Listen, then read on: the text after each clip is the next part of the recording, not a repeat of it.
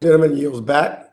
I now recognize Representative Chris Smith of New Jersey, who's the ranking member of the Subcommittee on Africa, Global Health, and Global Human Rights for 5 minutes. Thank you, Chairman Meeks, for convening this important hearing, and welcome to our distinguished witnesses. I would like to just raise an issue. You know, the Russian government, as we know, regularly pursues vendettas against people beyond its borders, harassing and sometimes even murder, but certainly harassing people who are on the Putin Circle target list for various reasons.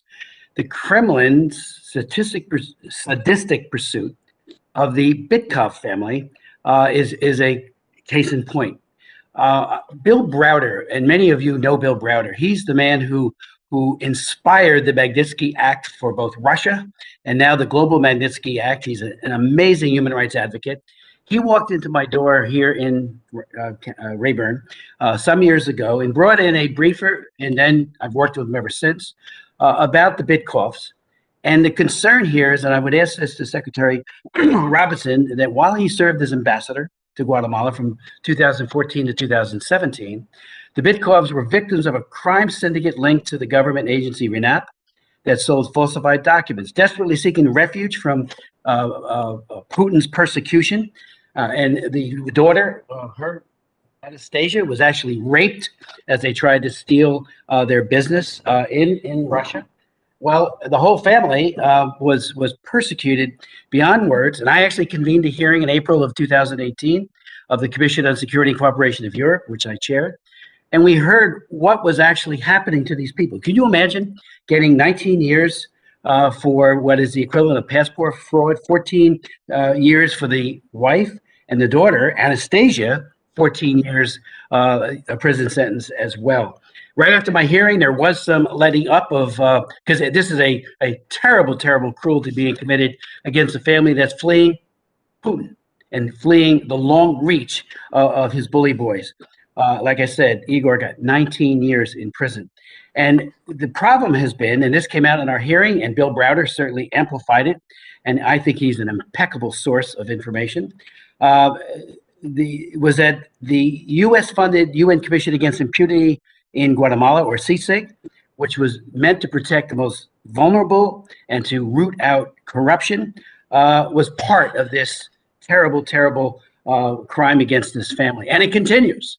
So my question to Assistant Secretary Todd Robinson is this. Were you aware of this? If not, why not? And if you were aware, what did you do to counter the influence of VTB? Again, this is Putin's bank, influence on CICIG. And did you ever meet with the Bitkovs? I mean, I've talked to them on the phone. I haven't met them personally several times. I've also had them and their lawyers testify at our hearing.